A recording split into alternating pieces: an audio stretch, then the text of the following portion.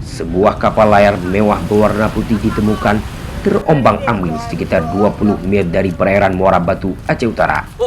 Saat ditemukan oleh nelayan setempat, kapal yang diduga milik negara asing itu dalam keadaan kosong atau tanpa nahkoda. Panglima Laut Rusdi mengatakan, Senin 13 Januari 2020, kapal tersebut ditemukan oleh dua nelayan asal Kecamatan Muara Batu bernama Safrijar dan Anwar pada 1 petang. Namun, Minggu 12 Januari 2020, kapal itu sudah ditarik dan disandarkan di Kuala Krung-Mane. Temuan tersebut dari dua nelayan yang sedang melaut.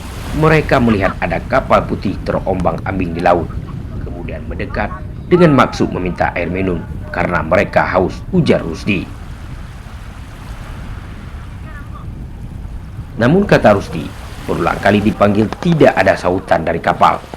Nelayan kami memberanikan diri masuk ke dalam kapal dan ternyata memang tidak ada orang. Di dinding kapal terukir seperti tulisan negara Thailand.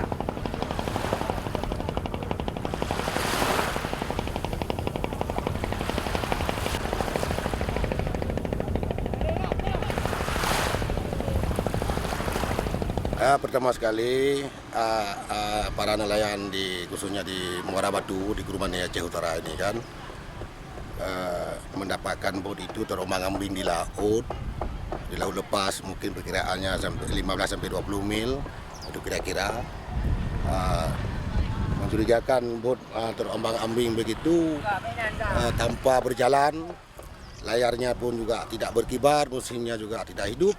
Kebiasaannya para nelayan di sini kalau mendapatkan bot-bot kayak gitu sering merapat, minta air, minta makanan apa adanya kan.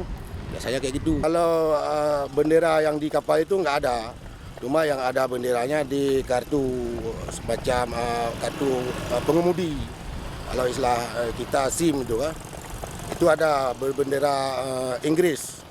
Tapi kalau di lambung kapal itu bahasanya bahasa Thailand. Itu juga perlu penyelidikan oleh pihak yang terkait.